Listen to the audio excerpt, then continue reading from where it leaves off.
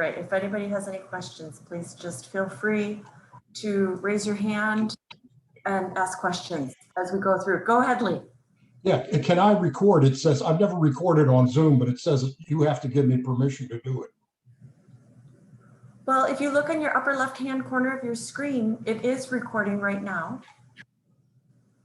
Okay, but that's not me, is it?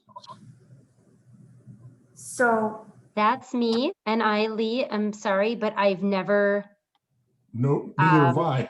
I've never done that before, so I don't know how to give you permission That's two of us. to record, but I will be posting a link to this meeting on our website. I'll be posting this probably onto YouTube, and then I'll have a link to it from our website. I will be happy to share that with all of you as well.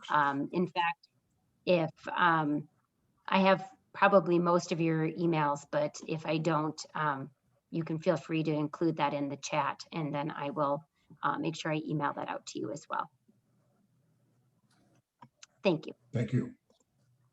Wanted to share that Lori just sent a message in the chat box to say that she does not have video or audio, but she can hear us. So she just wanted us all to know that she is there and she is listening. And if she has any questions, she can just put them in the chat and I can ask on her behalf. So with that, I'm going to turn it over to Ryan Fleming, who is one of the engineers who works for the Browns Creek Watershed District. He does a lot with hydrologic and hydraulic modeling. So that just is a model that simulates how water is generated and travels through the watershed. And he'll share the information that we've been evaluating over the course of the last year. And then we'll open it up to Seal from the Department of Natural Resources and to any questions that you may have about the information being shared. So I'll mute myself, and Ryan, you can take it away.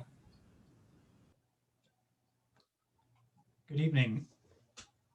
So I was going to start just with a bit of background and overview. Sounds like a number of you have been in town for quite a while, and some of this is probably information that you already know, but I believe there was somebody that said they're fairly new. And I know in my community, if somebody asked me how my neighborhood water gets down to the Mississippi, I actually wouldn't know the exact path. So I'm going to go over a little bit of that.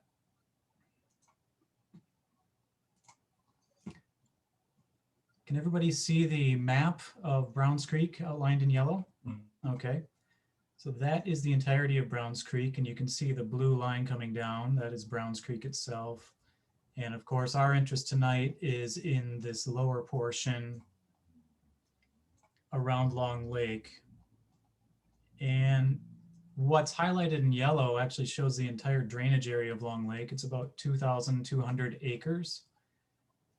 And I do have some flow paths to show you how water actually gets to Long Lake from south of Highway 36, as well as from over by Menards. All of the water coming through the marketplace commercial area. We've also got water coming through the Wildwood Ponds, Brewer's Pond, and ending up in Long Lake.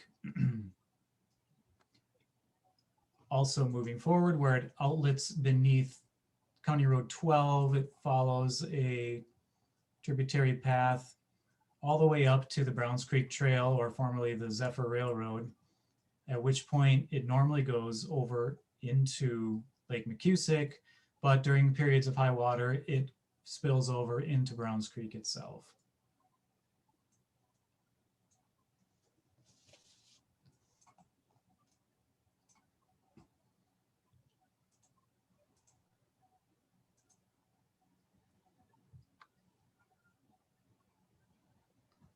And a little background as to how we got to focusing on Long Lake.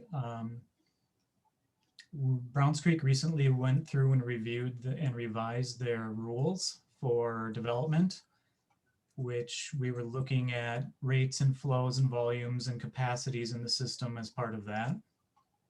We're also looking at the change in what's considered the 100-year event, from being 5.9 inches of rainfall to 7.2 inches of rainfall. We've also been observing high water levels throughout the watershed district. We also are aware of the historical concerns on Long Lake, like I've heard some of you voice. And the current regulatory FEMA elevation for the 100-year is an 893.0. And what we're predicting as a revised elevation with new modeling and the new rainfall event is 895.0. So that's a 2-foot raise, which is fairly significant. And that led us to investigating some of the system capacities. In looking in the upstream area, you'll see that some of the ponds and Long Lake itself is highlighted as magenta. That's actually the flooding footprint that we predict will be resulting from the 100-year event. Those that are magenta show that it's overcapacity or impacting some sort of infrastructure, or it's the water level's higher than a nearby home or road. Those that are light blue, the bright light blue are city ponds.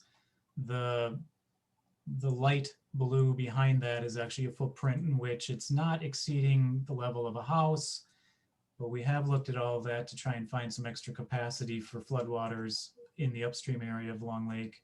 And as you can see, mostly red, and those that are blue have very little additional capacity, especially when you're comparing to the volume that's coming through Long Lake from that 2,200 acre watershed.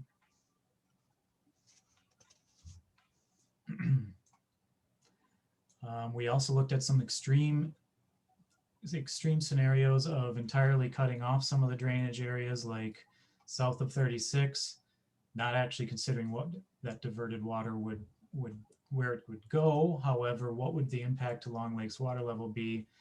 And we're really not finding no magic bullets out here for lowering the water levels on Long Lake.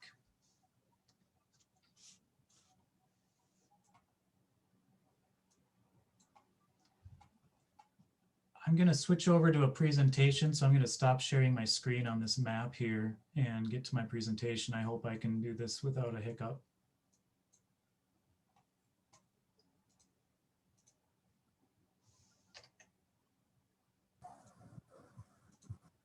Again, if anybody has any questions that they want to ask, you're welcome to ask them during the meeting, or if you all know how to use the chat, you can just click on that chat button at the bottom of your screen and you can put a little message in the chat box, and then we can ask.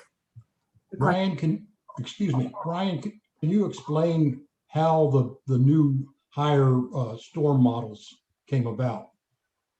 Yeah, I've got a slide on that. And Okay. if you still have a question, feel free to ask. So my first slide here goes back to those points of the background and why we're focusing on Long Lake, and really what has changed since we previously looked at Long Lake. We previously modeled it back in the early 2000s. The district helped with the county's update of the FEMA flood insurance study. And the big change is that going from 5.9 inches to 7.2 inches.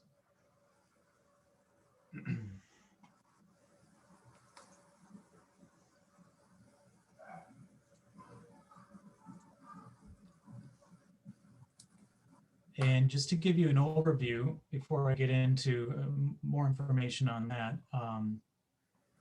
what you see here are the predicted, the 24-hour events of when we say the 1 year, the 5 year, the 10 year, all the way up to the 1,000 year, and how much rainfall we're talking about for those events in 24 hours. And now you heard me mention 5.9 inches being the previous 100 year. Well, if you look at this updated table, the new 100 year is actually 7.2, which the old 100 year equates to something less than what we're calling the 50 year now.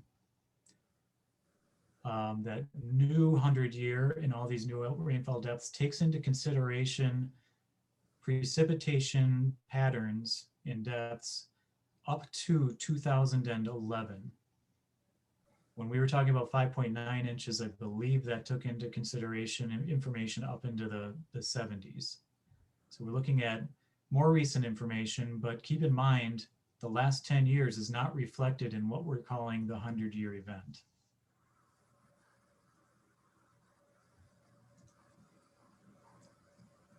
And what is that 100-year storm? like I said, in Stillwater and in Browns Creek, it's 7.2 inches of rainfall. And when we're saying the 100-year storm, we're really simplifying a definition of a storm that has a 1% chance of happening in any given year.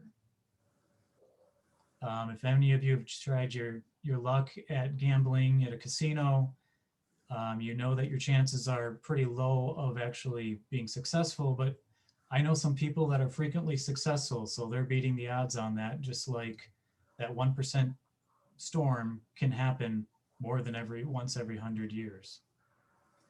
In fact, FEMA puts out information that there's a 1 in 4 chance of experiencing a 100-year storm during a 30-year mortgage.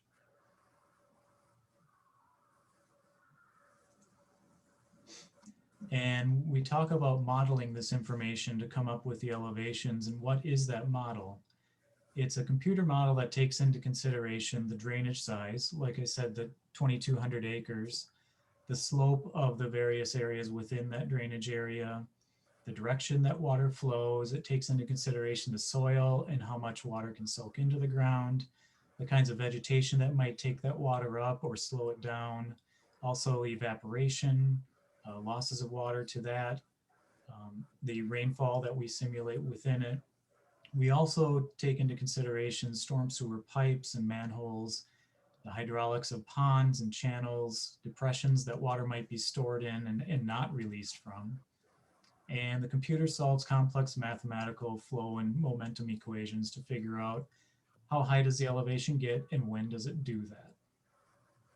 Models are also based on a set of lake elevations that are set when we say that the storm is going to start. And for Browns Creek, what we've set for these 100-year events is the average June elevation, either in the period of record or in the case for Long Lake, since the last outlet was modified, since that was 2004. This is a slide showing the Long Lake levels since the outlet was installed. The blue dots are measurements or readings from the gauge. It's typically collected twice a month. And the line is there just to help us sort out chronologically how this is happening, but realize that between those points, oftentimes there are 2 weeks that go by. So some of the peaks, the actual peaks on Long Lake may be higher and some of the dips may be lower. And that blue dotted line is where we started our model simulation. And the black line is the weir, the long 12 or 14-foot weir that's on Long Lake. So you can see that our assumption is that the water level is just above that weir when we start the model.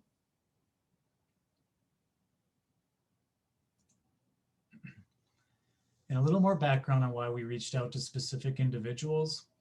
We now had a new predicted 100-year high water level, and we knew some of the building elevations from a 1997 study from the city. And as you can see on this footprint of flooding, the magenta, there were some structures where we saw an increased risk on their lot, and we didn't have information on those. So we reached out to those individuals to let them know that we would like to survey the actual low floor elevation or the low opening elevation. I do have to apologize. You may see some different high water levels throughout my slides. Some of the slides are old and this is an ongoing project. So they all should be between 894.9 and 895.1, depending on what we had in the model at the time. Hello? May I ask a question? Yes. You showed this model with water coming from south of Trunk Highway 36, which is in Lake Elmo right at the moment. Does Lake Elmo periodically pump additional water from further south into Long Lake to relieve pressure on their ponds and things like that? Not that we're aware of. Thank you. That further south, I believe that's Valley Branch Watershed District, and we have not been made aware of any pumping that has gone on into Browns Creek Watershed District.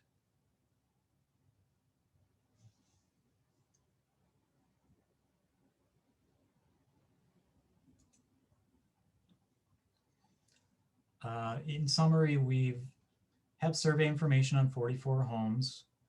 We took that information back and compared it to the modeled storm events in the computer model. We also looked at a scenario of modifying the Long Lake outlet, and I have some more information on that in a later slide. Brian, can we go back one slide and can you show the bottom half of that slide? I think we're cut off on that. This is just an example of the area.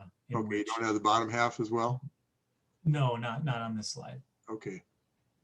I do have maps of all of the structures that we surveyed. I'll be getting to that. I'll give a quick review on some common flooding terms. Base flood elevation, that's what we're calling the 100-year flood. It's a regulatory FEMA term. When we talk about freeboard, we're talking about the distance between that 100-year water elevation and the elevation of an opening on your home or your lowest floor of your home. It's a distance. You'll see how we've categorized that between 0 and 2 or greater than 2 feet. A couple examples of what those are. On the left is the lowest opening of a lookout, and on the right is actually inside of that structure, the lowest floor on that structure, about 3 or 4 feet lower. On a walkout, your lowest floor typically is also your lowest opening, and it's also the lowest adjacent grade to the building. This is an example right near Long Lake, in which case the lowest grade, the ground around the structure, is actually higher than the opening of that window. There's a little windowsill that's maybe a foot lower than that. And what we're looking for is, what is the risk for water getting into that structure?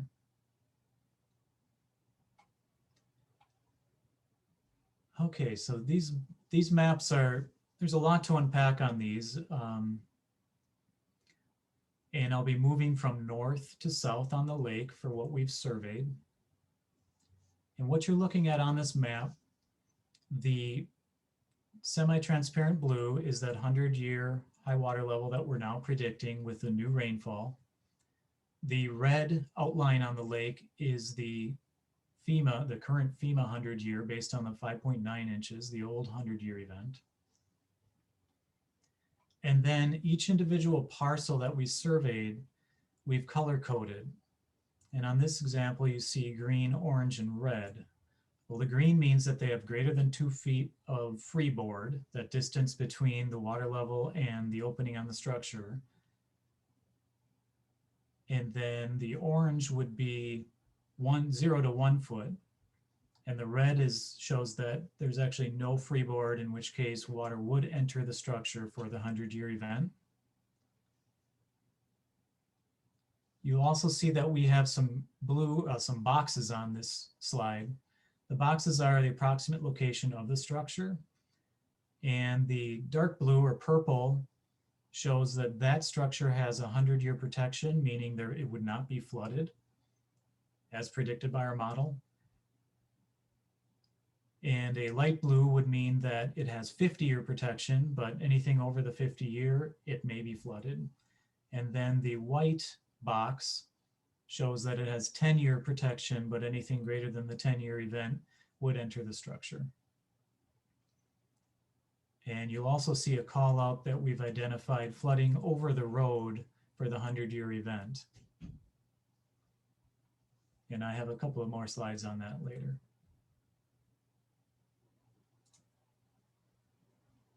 Moving down to Marine Circle, we've used the same color coding. In this case, there are 3 structures where water would enter it for the 100-year, but you can see that the box is color coded light blue. And that means that they do have 50-year protection.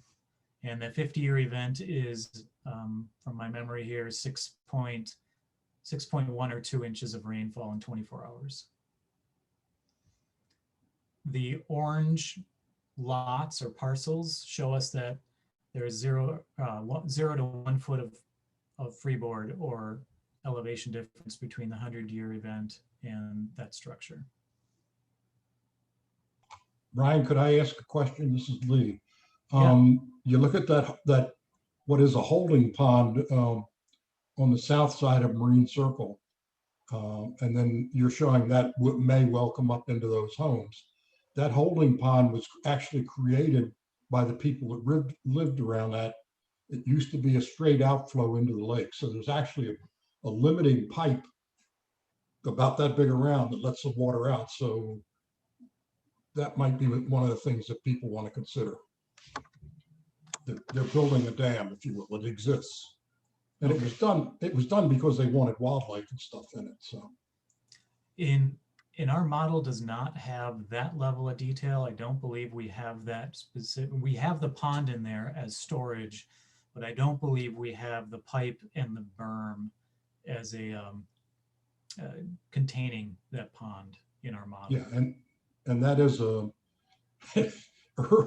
in past years when we had big thunderstorms, all the side of the hill on Croywood came down and dumped into that pond, and it used to blow the storm or the drain covers off out in the street. It had such force.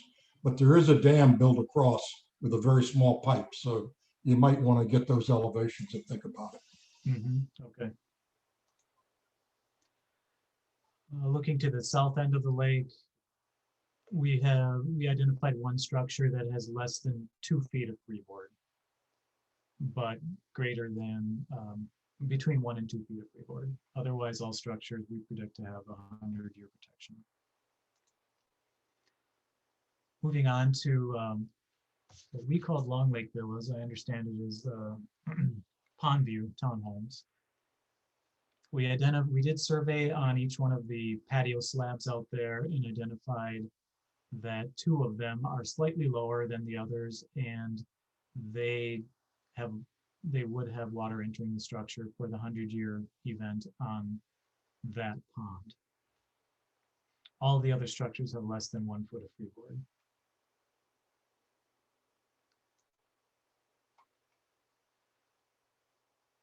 And as many of you are familiar, this is the outlet to Long Lake.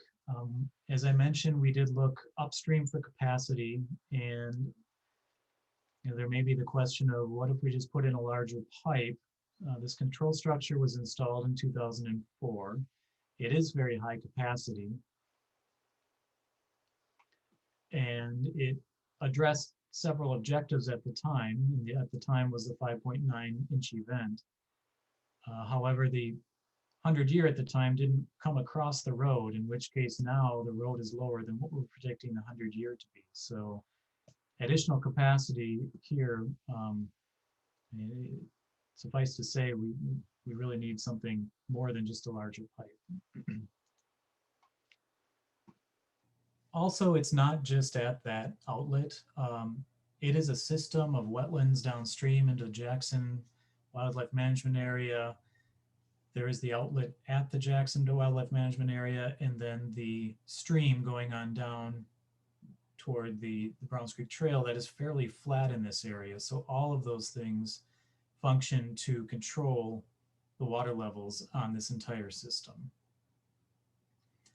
As I mentioned before, we did look at one scenario which would involve removing the weir on Long Lake, and I have a slide presenting the results or what kind of a difference that would make.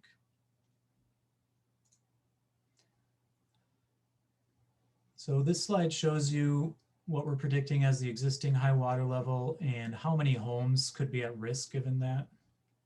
For the 100-year event, currently, we're looking at 6 homes that could have water come into them. And then 50, 25, there would be 1 home, which is the Piesingers. And for the 10-year event on their home, we predict there is less than a foot of freeboard. If we look at removing the Long Lake weir, that would lower where we're calling that starting elevation on Long Lake. And that would potentially provide flood protection for the 100-year for 3 homes. And also bring the protection level for the Piesinger up to the 25-year event. And I do have a note that modifying the structure on Long Lake does not have any impact on the 2 homes on the 62nd Street pond.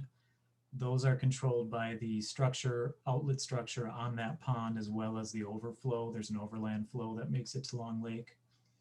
And those aren't impacted by modifying the Long Lake outlet weir. And just to revisit the lake elevation slide that I showed previously, the black line is the weir elevation, and that is, not sure if I have a pointer here, but that's this long sill on the weir, the structure.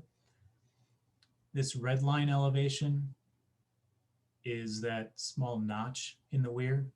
So as you can see, it's almost always over that notch. And the yellow line down here is the elevation of the outlet at County Road 12. So in a scenario of removing that weir, whether that were considered, lake levels on Long Lake would be considerably lower. In fact, approximate the lowest elevations that have been observed over the past 15 years.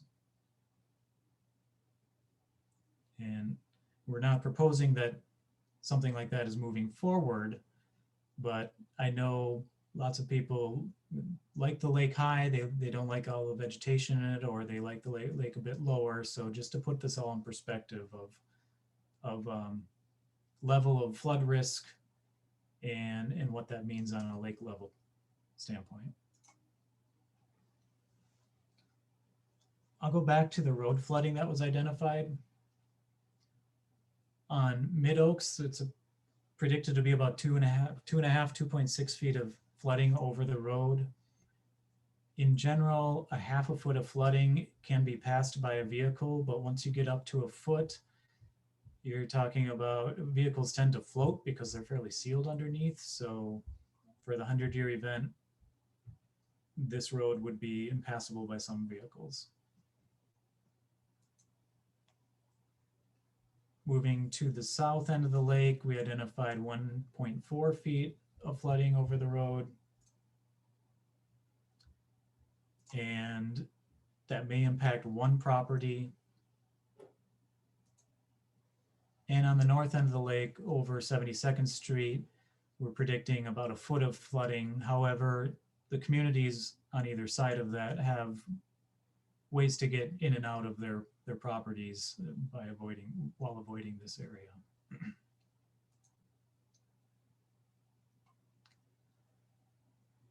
The board has been discussing with staff the options of doing some sort of a flood risk reduction or flood damage reduction program, and we've been reviewing some examples of those. Woodbury has one where they provide technical assistance, they provide some matching money, and I have some examples of the types of projects that they've been at least proposed to them. There are some other examples in Golden Valley and Bassett Creek Watershed Management Commission. Several communities in Illinois are also offering some grant programs. So those are programs that we are looking at. And there are also some in the UK, given some flooding that they've been experiencing, that programs that we're looking at. This is a door opening flood planking. Obviously that's a temporary thing, but perhaps the side structures will be permanent, but the planking are temporary. This is an example in which they built up stone walls, and then a temporary barrier would be placed at that opening when a flood would be predicted. There are also these temporary barriers that can inflate or fill with water on the waterward side and protect the backside of it. And also foundation waterproofing.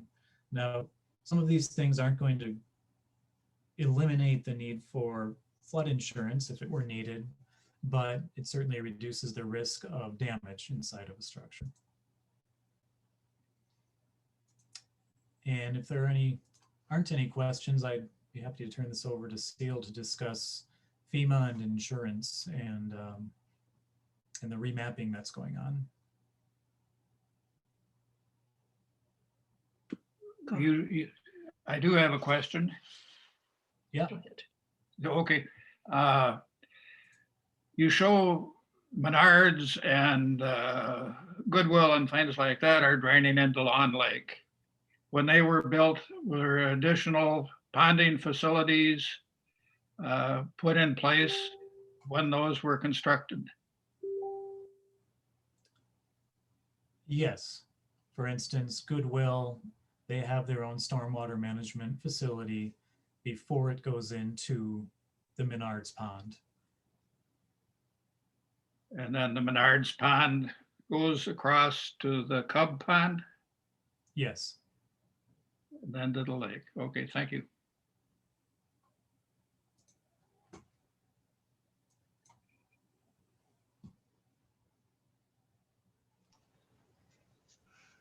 I've got a question for you also on that.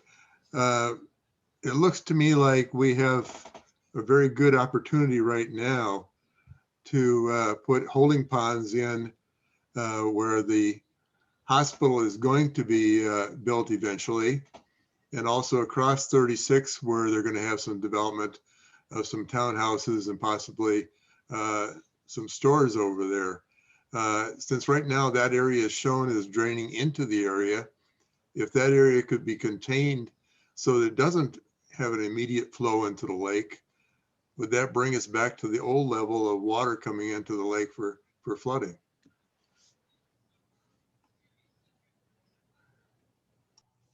So those developments are and will need to meet the Browns Creek Watershed District rules for volume and rate control, as well as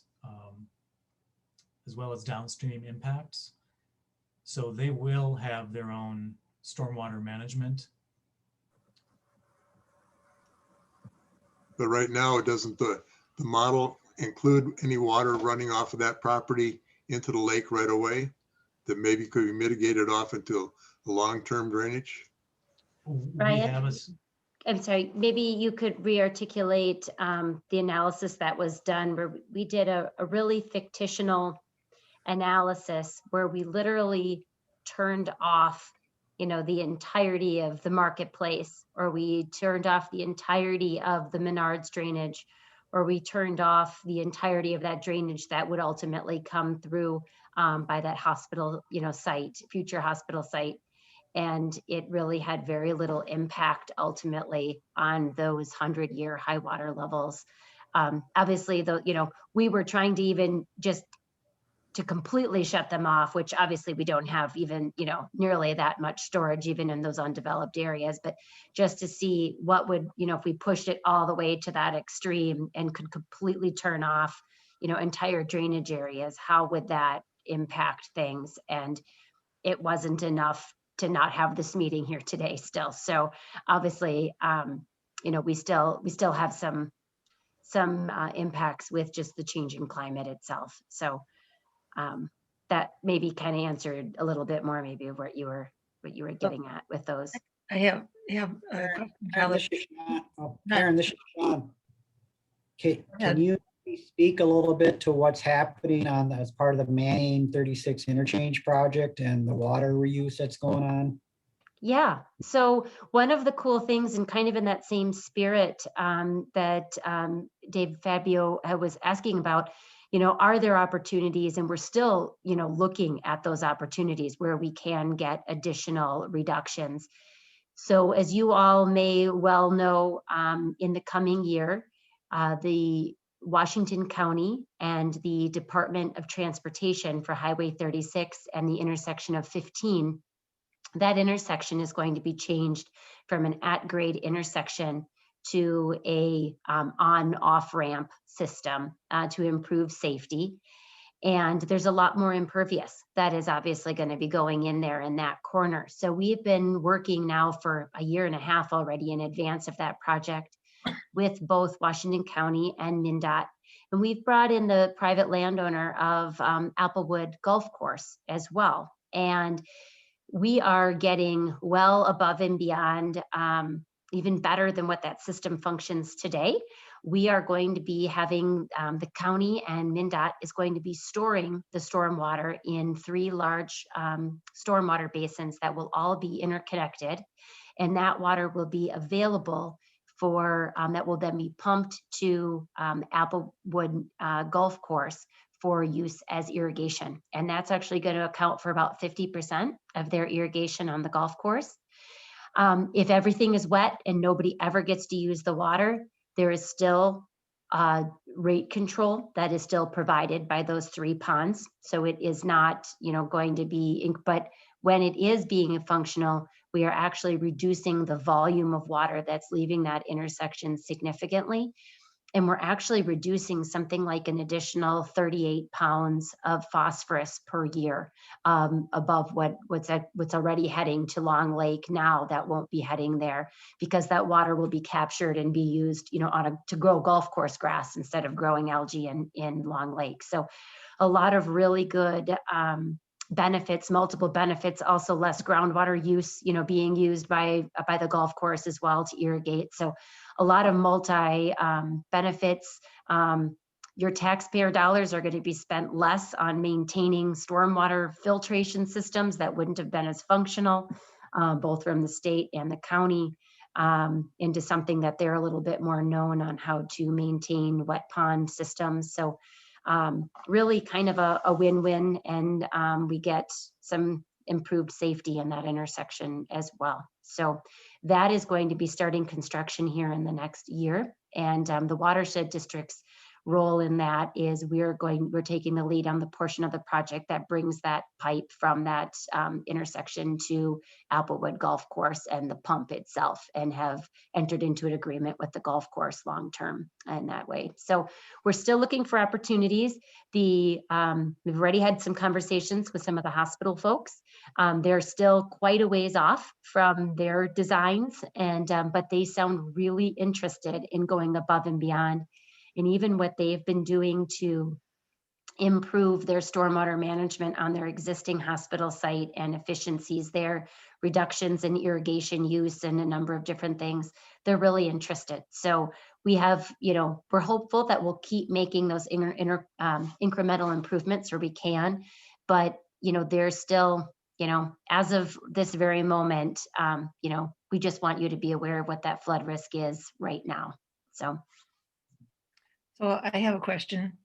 I assume most of the water raising the level in Long Lake is just from runoff from around the surrounding edges of the lake. What is the next largest provider of water coming into the lake, other than just naturally? Where does it come? You said from south of 36, it's negligible. Where else does it come in larger amounts? Do you know what I'm talking about? Explain that a little bit better, Ryan, than I am. Yeah, I wouldn't say it's negligible from what's coming from 36, but from each of the major contributions, for instance, what's coming south of 36, what's coming from Oak Park Heights by Menard's Pond, what's coming from the residential area around that Wildwood Pond, all of these add up, but we're looking at tenths of a foot impacting the Long Lake, the bounce on Long Lake. So if we were to cut one or the other off, we're lowering the lake level by less than half a foot. How about the water coming in from the marketplace? And well, that's so, part of the 36, yeah, isn't it? Yeah, if I recollect, one of the largest contributors is what's coming in from marketplace, and that's simply because of the amount of hard surface that you have from there. Thank you.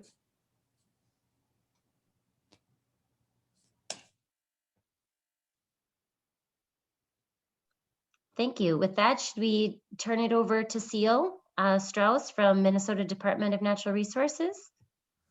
Hey, thank you for having me here.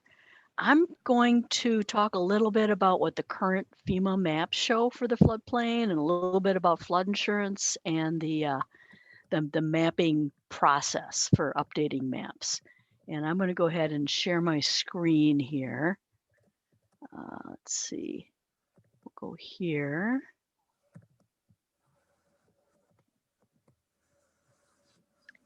And hopefully you can see that okay. I thought rather than using slides, I would just go ahead and show you on the FEMA site what the how to get to that Long Lake area. And this is the FEMA Map Service Center. It's the main place that you can see the official maps for FEMA. And you could put in a specific address. I put in Stillwater just because I wanted to get to the general area. You can do some zooming in a little bit. It doesn't have well, it's actually got a pretty decent aerial background there. So you could put in your own specific address if you wanted to, but I'm just showing the general area. And this blue area that it's showing here, that's the official current 100-year floodplain on the lake. And if you want to make a map, you can do that when you put the address or you move around, you get a location drop here. I just randomly put a location drop here, and you click on this thing here that says dynamic map. And I've already, oops, no, it's there. I've already done that. So here's what a map would look like from that FEMA site. It's got the legend. And again, that light blue is showing what the current official 100-year floodplain is on the lake. So you could get that for your own location. Unfortunately, it doesn't let you zoom in.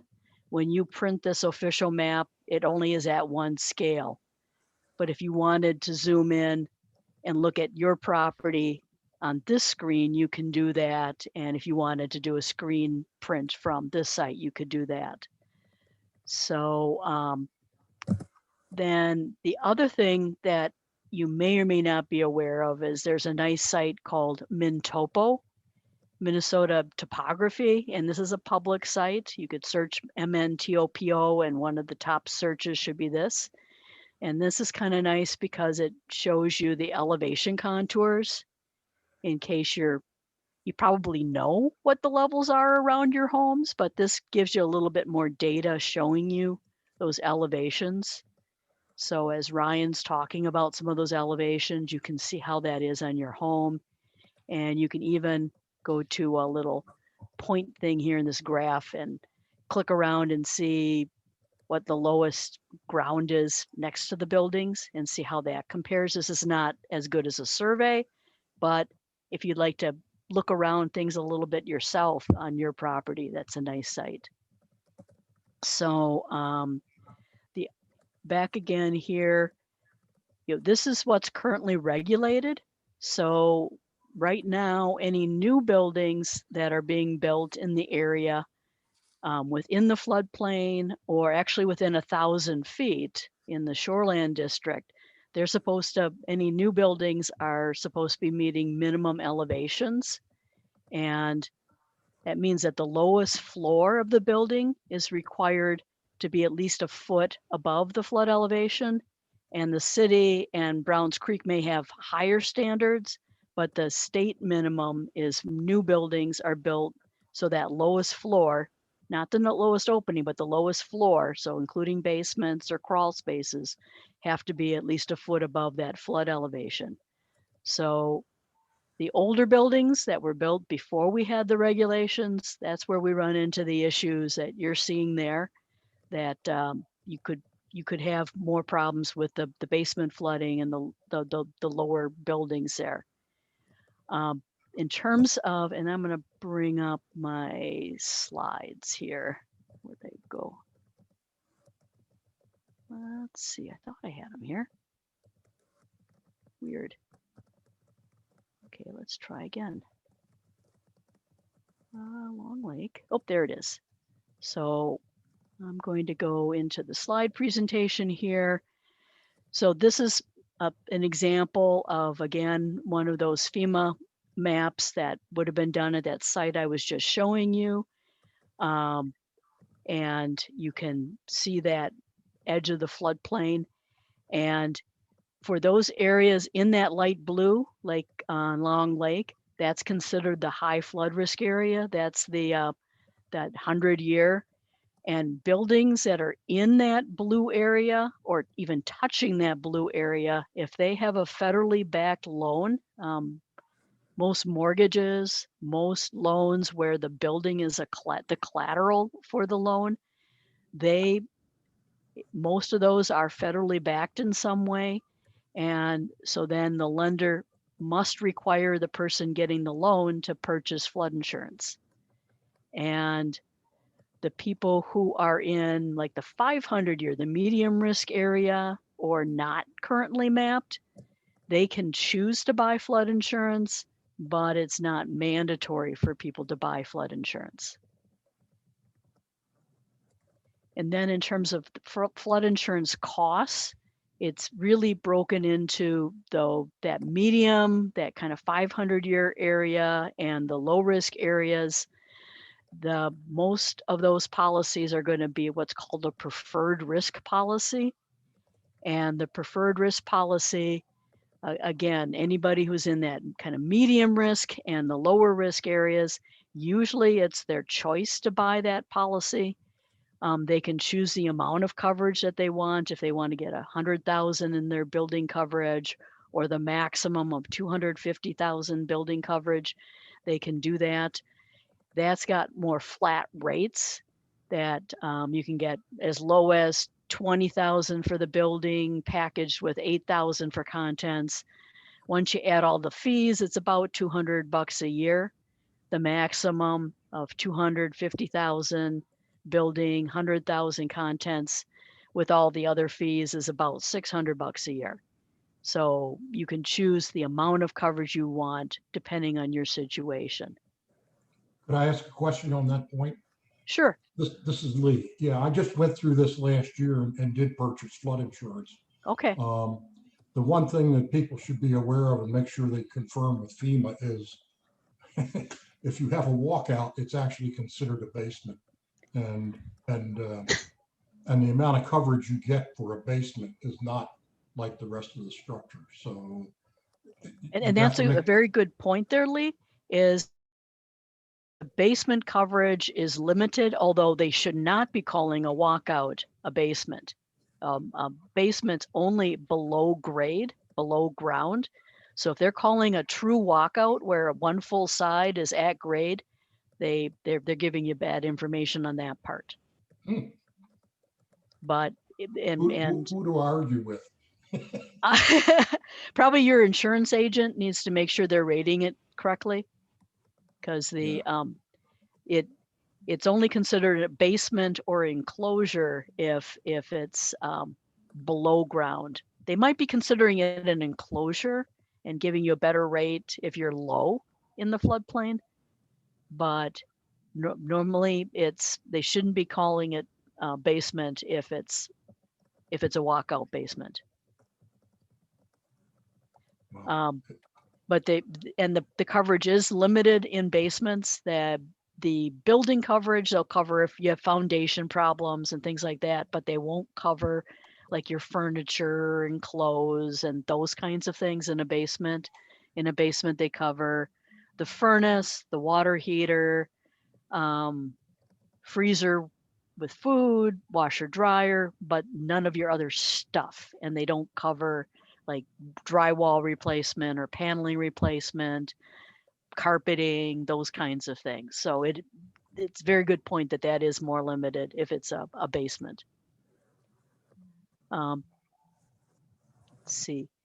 If you're in the high risk area, in that blue area, or touching that blue area, then the rates depend on if it's an older building or a newer building.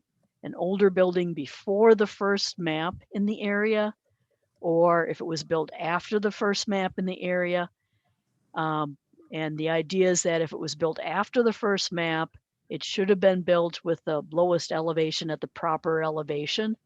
And so those ones they rate based on how's the elevation of that lowest floor compared to the flood elevation. And of course, the lower the building is, the more expensive the flood insurance is. Whereas the older buildings, it's a flat rate, but that flat rate's really getting expensive. And in most cases, you're actually better off finding out what your actual elevation is and getting rated on your actual elevation. because in 2012 and 2014, Congress said, we don't want to be subsidizing these older houses anymore with flood insurance. We want them to start phasing in and pay based on their actual elevations, their actual risk. And so those rates have been going up considerably since 2014 and will continue to go up.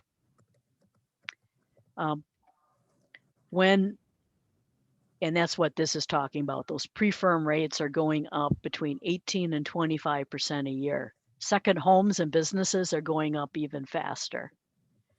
But if you are in that higher risk floodplain, this is one of the older type maps where it's the gray like this. But if you're in that higher risk area, again, you can either, and you're an older home, you can have your agent price the pre-firm rate tables or post-firm based on your actual elevation. When in the future, it does get mapped with a new map and the floodplain is wider, covering that extra 2 feet of height that spreads out further then and would cover more area. That newly mapped area, if you're currently not in the mapped floodplain and in the future on a future official map, your house is in the floodplain, FEMA has a special rate, newly mapped. And they basically, that first year, it's the same price as those low risk, those preferred, as if you were outside the floodplain still. The first year you pay that lower preferred risk policy, and then it goes up a little bit from that each year. So that's something that when we do get to new maps, we would talk about with folks and encourage them to get policies right before the new maps come out to try and stretch the lower prices for as long as possible. And this, and go back to, Excuse me, this is Don Peterson again, I'm sorry. You were saying that the only time you would have to get this, according to FEMA, is if we have a federal loan or something like that. right. Assume that the watershed district or the city of Stillwater, do they have different requirements? In other words, even if you don't have a loan, would the city of Stillwater say, okay, you should go buy flood insurance? They might encourage you to do that, but it's a federal requirement. Yeah, I'm not aware. I don't even know if that's even legal for the cities or watersheds to require flood insurance. Well, Sean but- is on here today too, so from the city, so he can speak to that specifically. Yes, The water, we don't have that requirement here in the city. It's really up to the property owner to decide if they want to get flood insurance. Thank you. our goal was to simply provide you with the information. The watershed district is only involved in, as is the city, with new construction or reconstruction of a structure. So we would just be looking at what those elevations when at the time of building. We would have no requirements regarding insurance. Yeah, and that's the other thing I wanted to mention too, is that the city or the watershed can always have a higher requirement than that foot above the flood elevation. And based on the study, they could start using a higher elevation right away before it's on the FEMA maps. Currently, there's no plans to update the FEMA maps for Washington County. There are parts of the county that are the watersheds that drain toward the Mississippi. They're part of a big update on the data right now. All of the watersheds that are in the Twin Cities Mississippi River watershed are right now getting better updated data.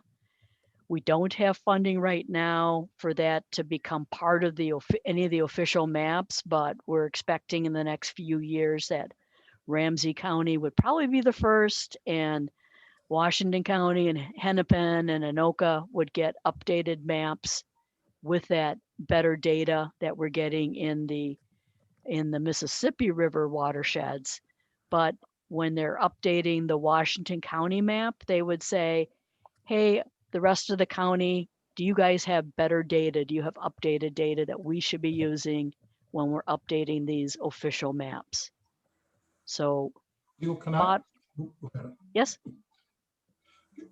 I want to go back. I'm certain you've already said it, but I missed it. Are these the FEMA flood maps using what rainstorm size are they using? Are they they're using this using too? that earlier storm size that Ryan was talking about. So the flood elevation it shows on these maps is the 893.0. That same thing that Ryan was pointing out is the current official 100-year. But when they do update maps, they look for data based on updated data, because those old runoff elevation, the old amounts of rain came from data that went through 1960, and we've got a whole lot more data since 1960. I think Ryan mentioned it was data through 2011 that came the atlas the data came out in 2013, and with that extra basically 50 years of data and more stations with data, that's showing that higher amount of rain for the 100-year storm. So the community can always start using this better data in their regulations right away. It'll be several years before it would end up on the official FEMA maps and have insurance implications. But we do, especially if you know, based on the better data, that you're at higher risk, then you might be more inclined to get that preferred risk policy that, right. And I have no idea if these are houses that are impact here, just randomly picking houses here. But like this house is out now. They're eligible to get that preferred risk policy, choose the amount of coverage. It may be in the future, they're in that higher risk area based on the better data. But for now, they could get the cheaper policy and have that for several years before FEMA would update their maps officially. Seal, Yes. if I could just provide one point of clarification on this that I didn't mention in my presentation. I know we have some people from the Homeowners Association, and that 62nd Street pond does not currently have a FEMA elevation on it. So a lot of what Seal's talking about is specifically for Long Lake, but the pond that's down south and east of Long Lake coming in, yeah, that pond right there. Oops. We have modeling suggesting that the water level would be high there, but it isn't part of the FEMA program right now. Yeah, so the good news there is that you could choose to get flood insurance and it would be the cheapest rate. And it's probably at higher risk now. There's a lot of these little ponds and small tributaries that FEMA really focuses on the bigger streams and the bigger lakes. But we talk about how much risk there is from localized flooding. And in fact, the most recent figures I've seen show that about half of the flood related damage is outside the high risk areas on the FEMA maps, both because storms are getting bigger and because places like this that they weren't big enough that FEMA showed them on their maps. So that was the other thing I was just going to mention is that the FEMA rates, they're coming out with something called Risk Rating 2.0. And we don't know exactly what that's going to look like yet, but we'll be knowing more about that in another couple months. And FEMA is going to be looking at not having a big difference as much of a right now. If you are someone just barely in the floodplain, your cost to get flood insurance could be several $1,000s, and someone just barely outside the floodplain could get it for, again, that 200 to 600 a year, depending on how much coverage they get. There's a kind of a big cliff effect, just barely inside, just barely outside. And they say that they're going to have less of that big difference in costs. They're going to look more individually at where buildings are within the floodplain. We don't know what those rates are, but I just have to have the caveat that there's going to be some changes. We don't know for sure what they are. I'm quite sure that Congress would not let FEMA have the rates jump up a lot from what they are now. They're going to cap how much things could go up from what they are now. And that was the main stuff I wanted to share, but if there's any other questions.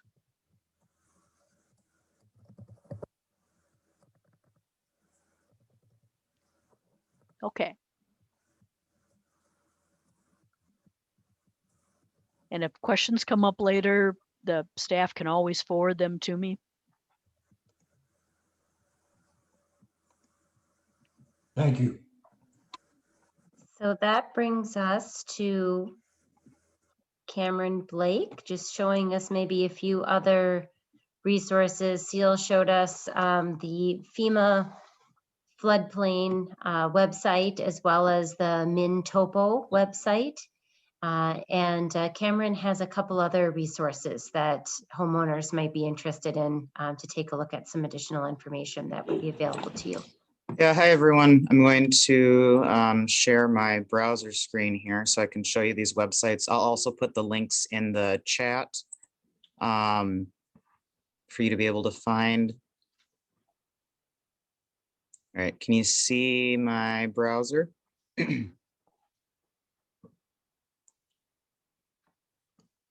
So the Washington Conservation District is the soil water conservation district for Washington County. And last year, this website was pulled together to show a lot of general information that might be of interest for homeowners. So this very top piece has not been updated yet for 2021 as far as the spring flooding projections, but all of the links are still relevant and helpful if you're interested in seeing real-time data for the St. Croix River, the Mississippi River, and things like that.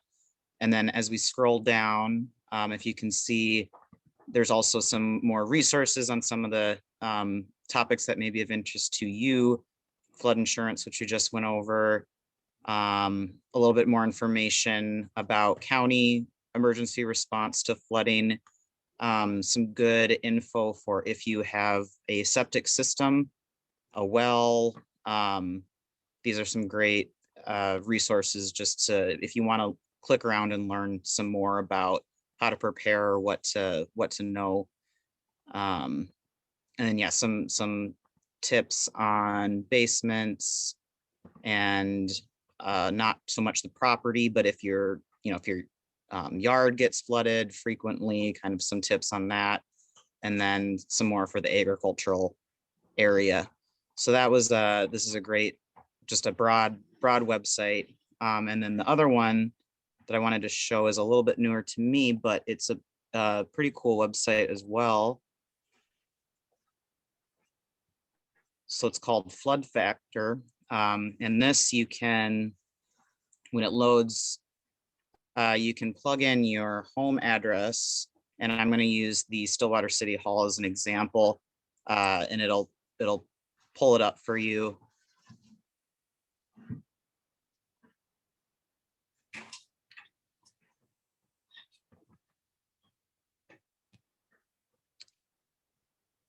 Yeah, so this website gives you you can plug your address in, and it'll give you some information such as what it gauges your flood risk to be.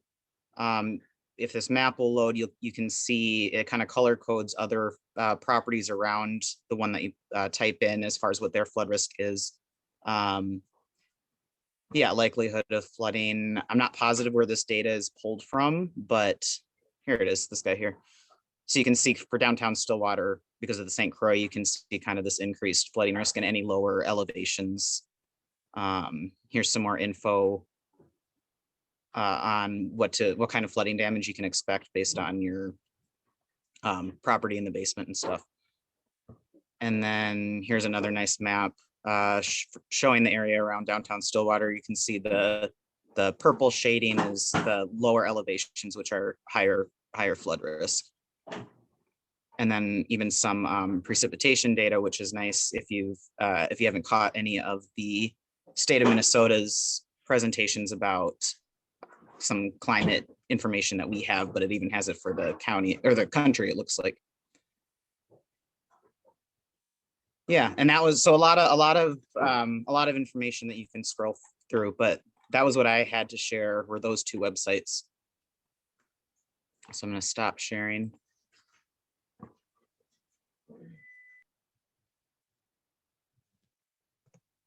Well, thank you. With that, we were just hoping to turn it over to any other questions. I know we've gotten some great questions along the way, but just wanted to know if there's any other questions, or Sean or any of the other presenters, if there was anything else that you were thinking that you wished to address in this as well. I've got a couple things, Karen. The first one, Cameron touched on it a little bit, is the National Weather Service has issued their first spring flood outlook, and this is just for the St. Croix River. And because of the low snowpack that we've had in the area, they're really predicting below normal flooding for the St. Croix River this year. So keep in mind that's their February 5th forecast, and it does change as the spring goes on. But I think the low snows that we had this year is probably contributing to that below normal forecast. And the second thing is Karen touched on a little bit about Mid Oaks. Yes, we are doing a street improvement project on Mid Oaks this year. And it's going to be a road reclamation project where we're going to grind up the existing asphalt and gravel and build up the road section. So what we're planning to do as part of that project in that low area that was discussed in the presentations tonight, we're going to be raising up the elevation of the road by at least a half a foot, maybe possibly a little bit more. So we are planning at least we'll get the roadway out of the 10-year flood protection levels. So look forward to that project this summer. So that's all I had, Karen. Thank you very much, Sean. I appreciate that.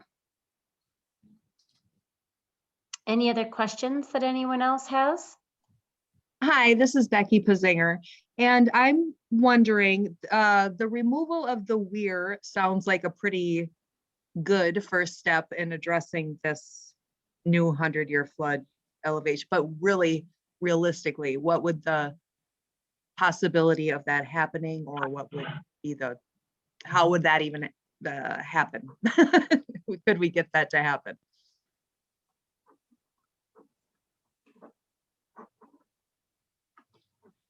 I can. Sean, do you want to take a crack at that?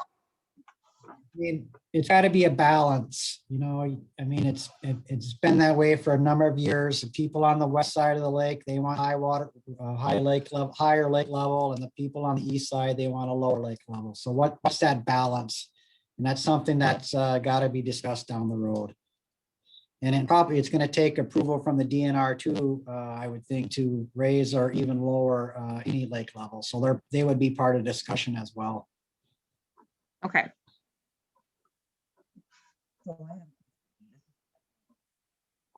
Yeah, hey, this is Matt. I guess similar to that question and I'm new to the neighborhood too, but has dredging the lake been considered in the past to increase capacity in the system?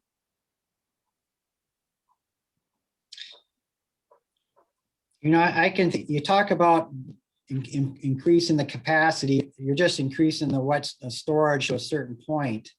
I mean, what you want, I mean, that's just going to increase the depth of the lake. It's not going to increase capacity for flooding. I think that's the first thing to mention. And I think, you know, Karen can touch on it. They have looked at dredging Long Lake past, and I think it's an expensive project for one. It takes a lot of cooperation between homeowners and property owners to get that done. So I don't know if Karen wants to add any more. Sure, I'll just add that we did take a look at that. We also looked at potential for, what kind of benefits could a drawdown in the lake to consolidate some of those lake sediments.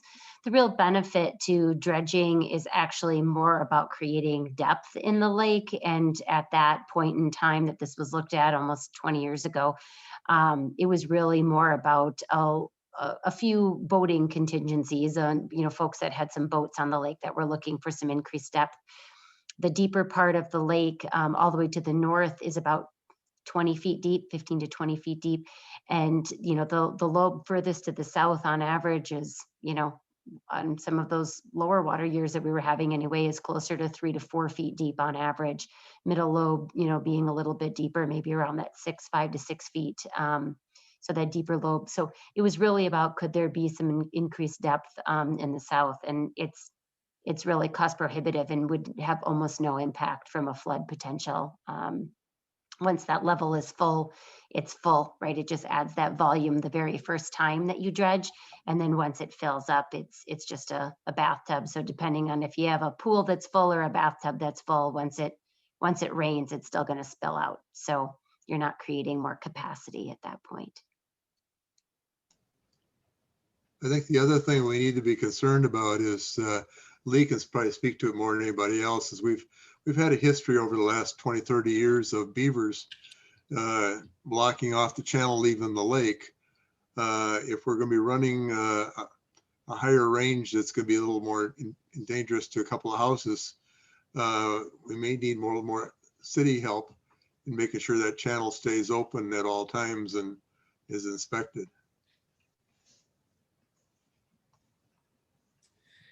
Well, the message to our guys is to check that 72nd Street outlet on a regular basis. And that's what we strive to do. And, and we're trying to get rid of the beavers. They're smart little buggers and they're tough to stay out of trapping. And they're tough to get rid of, but we're looking at it.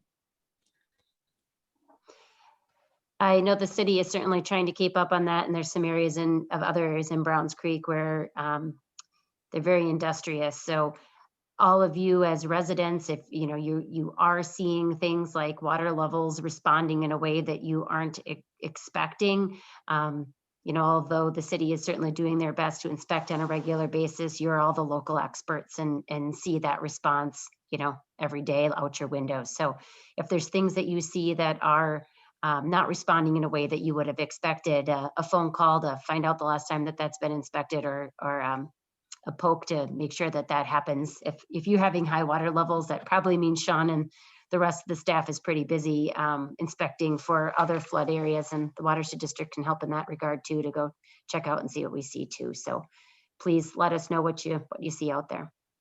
Karen, this has been most impressive. The information you've given has been very pertinent to us, very professionally done. Thank you ever so much.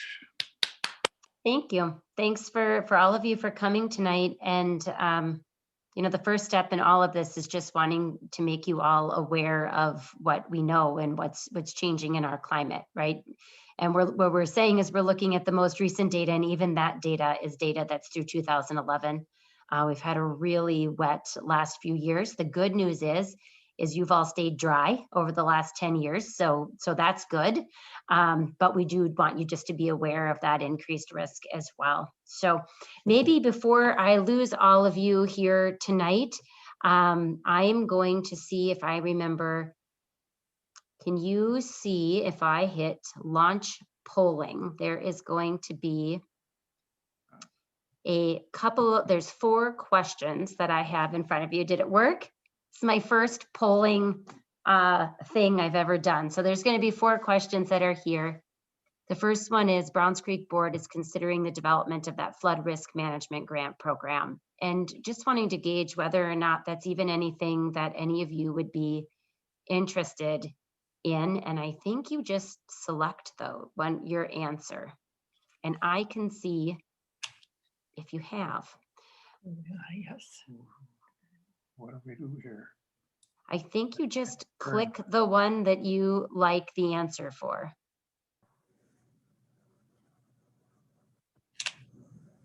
while people are completing the survey, I just got one more comment on the removing the weir, lowering the lake level. You talked about low level on the south end of the lake would be down to 3-4 feet. If you remove the weir, that's going to go even lower. The south end is silting in from all the runoff from the Menard stuff. Essentially, you might end up with a wetland as the south end of the lake. You're right. It would have definitely a change. And I think that's, when Becky Pizinger was asking about that process and, Sean had said it would be more of a conversation. I think, this is the start to share some information, but that is one potential that may reduce some risk, but there would be, there's always two sides to things, and that, the goal of that would be to lower the water levels, approximately 1 foot. So, that in a very shallow system, that could have some real impacts. So those conversations haven't been re-engaged at this point in time. So even if that conversation was re-engaged, or, if we do start down that path, it's not going to be a fast one, because it does have a lot of sides and benefits in opposition to that as well. So it's a good point. There's another possibility that I don't think has been addressed. We could redesign the weir much like we do on a dam, where you've got a rotating gate that can open when conditions require it. In this case, probably running a solar panel and a battery to rotate the gate using a float system. The water level gets up to a certain height, kicks the gate open until the water level drops down to the acceptable rate. One of the problems we have, Dave, is that we can't get, if you're thinking about monitoring or changing the notch, the Yeah, water that goes from the weir down. Yeah, I'm thinking of the same kind of gate we use on dams to open up the floodgates. We've got a rotating gate on those things that basically sit on 2 pins, and they got a hoist that they crank it open to let more water through, or let it drop on down to block it off. Right, but if you stay with the current elevation of the weir, and what you're talking about controlling is the water that goes lower than that. Right now, we do not get, it is not flowing well below the weir. It doesn't, I believe the channels have silted going north, so. Yeah, that's a separate problem which you have to address, but you could put a controlled weir in there instead of the solid weir we have right now, is what I'm saying. Okay. Karen, I just wanted to thank you too. I think in terms of my recommendation for some of us who clearly are going to be impacted if we're not careful, is to consider what actions we would take and not necessarily wait for things that might require DNR approval or expenditures of great deals of money, but rather to try to protect ourselves as well. So, but thank you very much. Thank you. And, that's the fastest way to get some protection. And ultimately, as the landowners, you're going, to need to watch out for yourselves and watch out what this is. And we just want you to be armed with some good information and kind of know what those risks are. So I appreciate it. I'm going to hit this end polling. I don't remember exactly what happens. Do you want to see the results? Did you want to take a screenshot of that, Camilla? Because it gives a fancy graph, right? You want me to do it one question at a time and you tell me when you've got it? Well, I can scroll down myself. Oh, you can. Okay. So I'll just quickly take a screenshot of it. So did you want to just ask? Yes. The last question I just wanted to ask all of you before you head out, or even if you wanted to put something in the chat, if you don't want to stay and answer anymore, but just, is there any other after hearing what you've heard here so far today, is there any other additional information that you're hoping to learn about in regards to the flood risk, or insurance or, any options of the different levels or whatever other burning issues or questions you have. Is there some information that you'd still find useful that we didn't share with you tonight? Hi, this is Kathleen Pazinger. I guess I sat down here tonight expecting maybe to hear some kind of procedures we could implement to save our property, but I haven't really heard that. Mostly I've heard about the flood levels changing and about FEMA insurance. So I have a question about FEMA. How do I get it? I better get it now. I've lived here 45 years. It's time. So how do you get it? I can give you a couple of links, Kathleen. Okay, I'll call you, Lee. Two different insurance agencies. Okay. Basically, you usually talk to your own insurance agent first, because every agents all over the country are using the same rates. Okay. But you would work with your local insurance agent, and if they aren't familiar with it, see what your neighbors Okay. have for links, and you can get information on the FEMA site on agents. Okay, but that's not going to save me anything anyway. And when I think about it, I mean, the whole lower level has been family living, but since they're calling it a basement, it won't be considered family.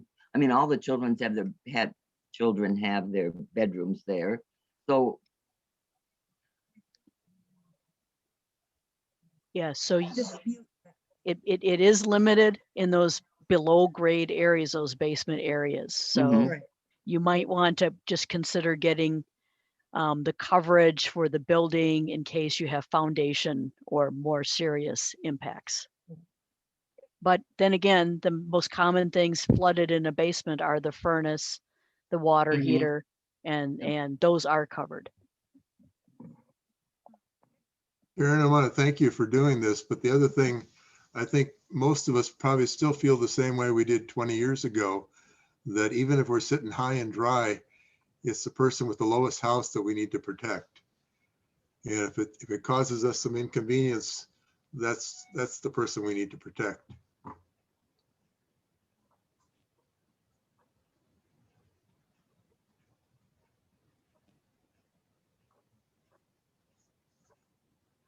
I appreciate that sentiment.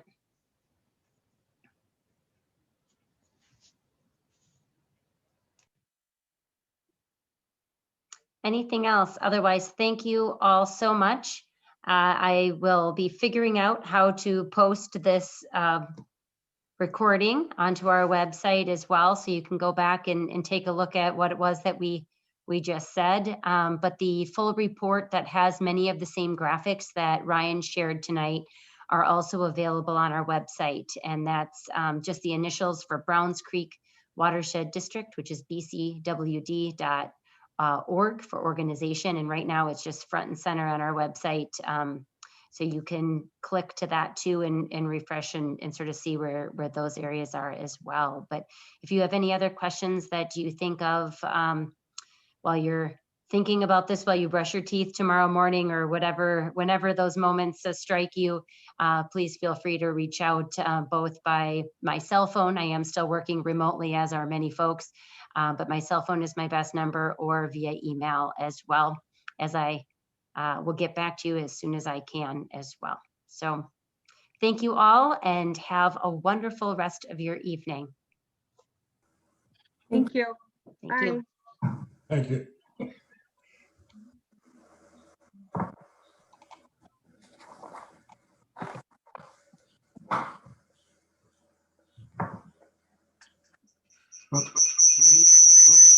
Right, that did that.